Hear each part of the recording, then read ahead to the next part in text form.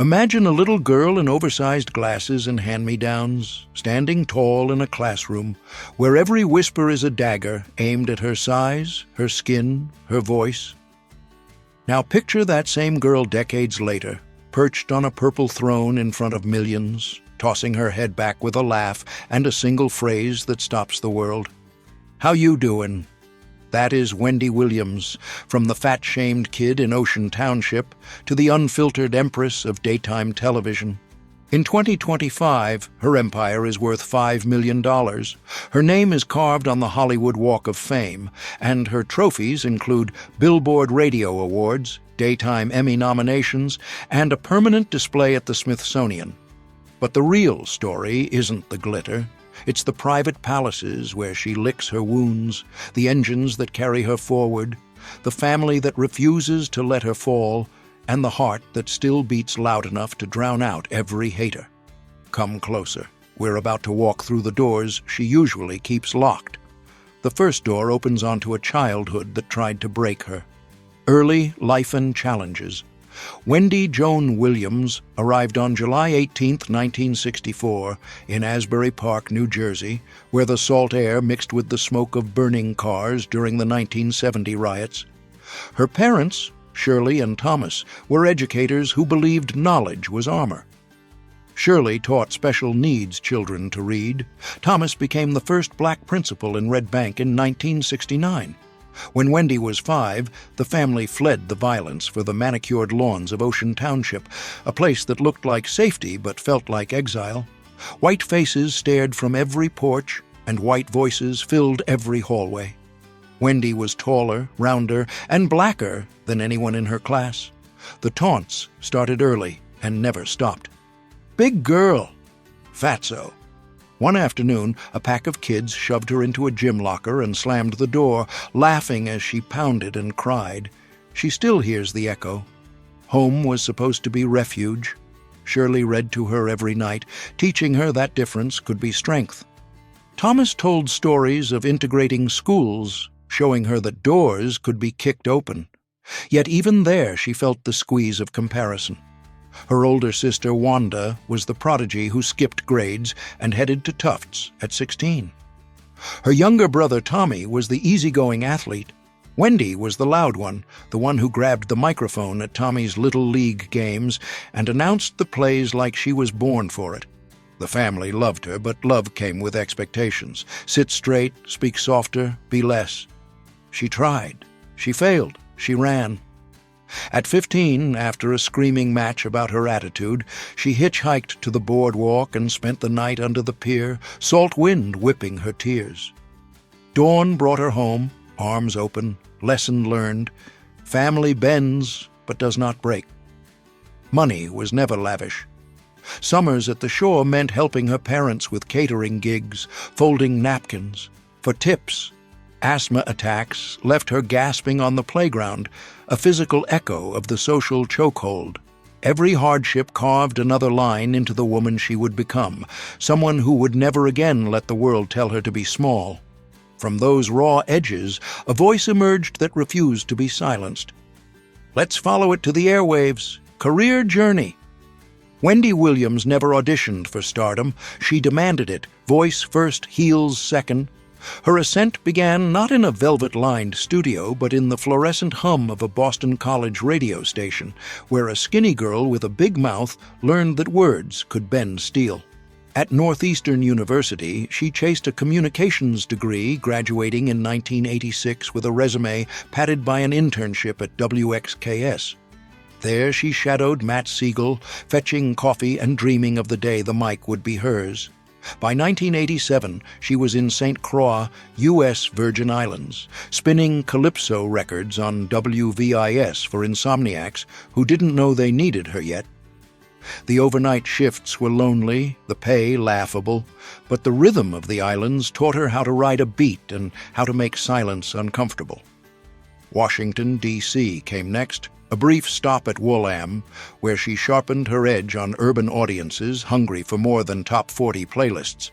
Then, in 1989, New York swallowed her whole. Hot 97, WQHT-FM, handed her a midday slot, and Wendy unleashed the shock jocket. She didn't just play music, she dissected lives. Rumors about Whitney Houston's marriage, whispers about Puffy's parties, she served them raw, no chaser. Listeners loved the chaos. Advertisers loved the numbers. By 1993, she was New York's top-rated drive-time host, clutching Billboard's R&B Major Market Radio Air Personality of the Year award like a middle finger to every doubter. Feuds erupted. Jay-Z, 50 Cent, half the industry, but feuds built brands. She was fired in 1998 when the station flipped formats, a pink slip that felt like a starting gun. Philadelphia's Power 99, WSL-FM, gave her afternoons to rebuild. She syndicated On the Down Low, a call-in confession line that drew secrets like moths to flame. By 2001, she was back in New York at WBLS with The Wendy Williams Experience, a show that blurred gossip and group therapy. 12 million daily listeners heard her cry over fertility treatments, laugh about liposuction, rage against cocaine's grip. She wasn't just a DJ, she was a mirror. Books poured out. Wendy's Got the Heat, 2003, debuted at #1 on the New York Times bestseller list, spilling childhood fat-shaming and adult addictions in equal measure. Fiction followed, the Ritz-Harper trilogy, a shock jock's rise, thinly veiled as her own. Columns in Honey and Life and Style kept her pen sharp. Ask Wendy advice books turned her bluntness into bestseller gold.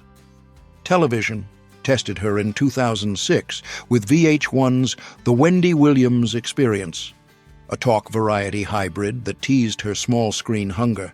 But 2008 delivered the crown. The Wendy Williams Show debuted in 4 markets, exploded nationally via Fox syndication in 2009, and ran for 13 seasons. From a purple couch, she dissected hot topics with surgical wit. Britney's meltdown, Kanye's rants, her own divorce, while grilling A-listers until they squirmed. Advice segments tackled sex, money, motherhood. How you doing became a cultural handshake. Ratings warred with Ellen. Emmy nominations stacked like poker chips. She produced Lifetime's Aaliyah biopic, launched HSN fashion lines that sold millions, acted in Think Like a Man and Law and Order. Graves's disease forced a 2018 hiatus, eyes bulging, hands shaking, but she returned in a wheelchair, refusing pity.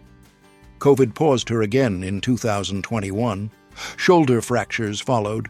The show ended February 2022 amid health battles and guardianship whispers, yet the Wendy Experience podcast launched that year, raw rants reclaiming her narrative.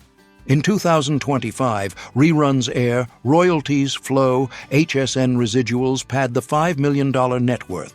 From intern to icon, Wendy turned every scar into a segment, every no into a louder, "Watch me." That money bought more than comfort. It bought sanctuaries. Let's step inside. Real estates, the Greenwich grandeur, $12 million. Drive through the gated entrance in Greenwich, Connecticut, and the house rises like a promise kept.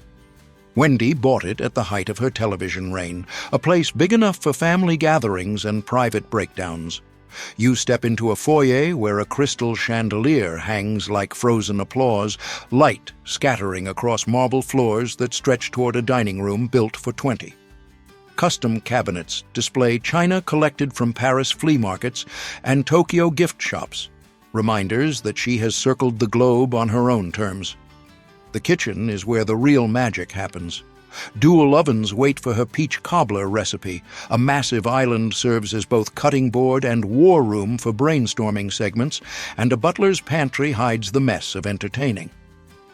Mornings find her in the breakfast nook, velvet banquettes cradling her while she sips coffee and stares at the lawn rolling toward the infinity pool. Upstairs, the primary suite is a private kingdom.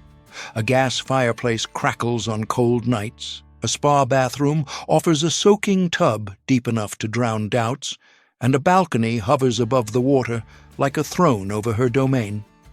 One guest room is rigged with an ergonomic desk where she scripts comebacks. Another hides a wet bar for midnight confessions with friends. Downstairs, a home theater swallows sound, and a stone-carved wine cellar guards bottles from Napa valleys she has toasted in. Outside, the infinity pool seems to spill into the sky. Bluestone patios hold sectionals under pergolas, and a fire pit ringed with Adirondack chairs has hosted everything from barbecue therapy sessions to tearful reconciliations. This $12 million fortress is where Wendy rebuilt herself after divorce, where she still retreats when the world gets too loud. From Connecticut's embrace, we travel south to a house that smells like home. The Livingston legacy, $4 million. The driveway in Livingston, New Jersey, curves past trees Wendy planted when her son was small. She bought the place in 2009 for $2.1 million, sold it in the chaos of 2020, then bought it back in 2023 because some roots refused to die. A rotunda foyer greets you with a ceiling painted in soft lotuses, symbols of rising from mud, and a table that always holds fresh flowers, a ritual she swears keeps the energy clean. The great room opens wide, sunlight pouring through windows onto sofas arranged for conversation. An oak harvest table waits for Sunday dinners, where her mother's herb-roasted chicken still steals the show. The kitchen gleams with quartz counters, a farmhouse sink, and a coffee station that steams affirmations into her mug. Upstairs, the master suite offers a Juliet balcony for watching leaves turn, a steam shower to ease Graves's disease aches, and a corner piled with cushions where she breathes through panic. A yoga studio with cork floors keeps her body honest. A billiards table keeps her competitive streak alive. The lagoon-style pool hides behind a screened lanai, its waters warm enough for midnight laps. A spa bubbles nearby, and a spiral herb garden supplies basil for the pasta she now cooks for one. A koi pond sits at the edge of the yard. Feeding the fish is her version of meditation. At $4 million, this is the house where Kevin Jr. learned to ride a bike, where siblings gather for birthdays, where her 94-year-old father still tells stories that make her laugh until she cries. It is legacy reclaimed. One more stop across the country, where the sun never sets on second acts. The Studio City Serenade, $2 million. Tucked into the San Fernando Valley Hills, the Studio City Villa is Wendy's 2024 love letter to reinvention. She bought it for $2 million the minute the podcast deal was signed, a sun-drenched space for plotting television comebacks. A courtyard fountain greets you first, then an atrium where orchids drink skylight. The living gallery has vaulted ceilings and conversation pits sunk into rugs thick enough to swallow secrets. A media wall slides open to reveal a projector. Acoustic panels in one corner mean every rant can be recorded without echo. The kitchen is built for inspiration. A marble slab for rolling dough, a banquet bar where guests perch while she chops and confesses, pull-out drawers labeled with spices from Marrakesh and Seoul. The primary suite offers a bay window piled with throws for afternoon reading, a claw-foot tub that faces a private terrace, and a vanity lit soft enough to forgive every line. A hobby room holds pegboards of fabric swatches and a sewing machine humming with HSN prototypes. Downstairs, modular shelves cradle vinyl records, and a turntable spins Marvin Gaye while she brainstorms. The freeform pool glimmers with mosaic waves, daybeds scattered under palms. A thatched cabana bar dispenses iced tea and gossip in equal measure. Raised beds yield tomatoes and rosemary. Wendy harvests them barefoot, dirt under her nails, proof that she can still grow things. At $2 million, this house sings of fresh chapters, of mornings where the only agenda is possibility. Palaces need chariots. Let's see what waits in the garage. Car collection, 3 machines, 3 moods, 1 woman behind the wheel. Leading the pack is the Bentley Continental GT, a symphony of sophistication at around $250,000. This grand tourer swept into Wendy's world during the peak of her syndicated success in the late 2010s, like a co-star stealing scenes in her daily drama. Envision her easing onto the set after a dawn patrol of industry whispers, the Continental's embrace turning the commute into a ritual of recharge. It became her go-to for those high-energy weekends, shuttling her to exclusive launches where she'd unearthed the juiciest exclusives over velvet ropes and velvet seats. For Wendy, this car was more than a drive. It was her creative cocoon, where post-show debriefs with producers morphed into plot twists for her next monologue. Zipping through urban mazes or stretching out on coastal escapes, it mirrored her blend of fierce acceleration and refined poise, a silent partner in her quest to keep the conversation electric. Even amid 2025's curveballs, it stands as her emblem of enduring elegance, proving luxury can be both a launch pad and a landing gear. Claiming second is the Range Rover Autobiography, the ultimate in versatile valor priced at about $180,000. This SUV stormed her collection in the early 2010s, right as her radio reign evolved into television territory, acting as the rugged yet regal backup for her whirlwind schedule. Picture Wendy commanding it through rainy rehearsals, arriving at tapings with the kind of authority that demands a hot seat at the table. It turned into the vessel for her squad's spontaneous escapades, impromptu brunches turning into brainstorming sessions on future collabs, all while conquering pothole-ridden paths with unshakable confidence. In Wendy's orbit, the Range Rover captured that raw, relatable edge she brings to every mic drop, offering the space for stacks of scripts or surprise guests without skipping a beat. It was the ride that powered her through pivot points, from syndication surges to sold-out speaking gigs, transforming gridlock into golden opportunities for reflection. As 2025 unfolds, it remains her steadfast scout, blending bold presence with the quiet strength she channels off-air. Capping the lineup is the Mercedes-Benz S-Class, the pinnacle of polished precision at roughly $120,000. This sedan slipped into her stable during her rising radio days, a sleek sentinel for slicing through the city's pre-dawn frenzy. Think of it as the plot device in her origin story. Understated yet unstoppable, ferrying her to overnights where she'd craft the zingers that launched legends. It evolved into the everyday enforcer for her TV takeover, dashing her to crossover cameos or celebrity stakeouts with the finesse of a well-timed ad-lib. For Wendy, the S-Class embodied the behind-the-curtain craft, the meticulous prep that fueled her fearless facials on air, turning solitary spins into strategy sessions for spotlight dominance. It was the car that carried her through career crescendos, a whisper of reliability amid the roar of ratings. In the heart of 2025, it keeps her connected, a nod to the foundations that fortified her flair.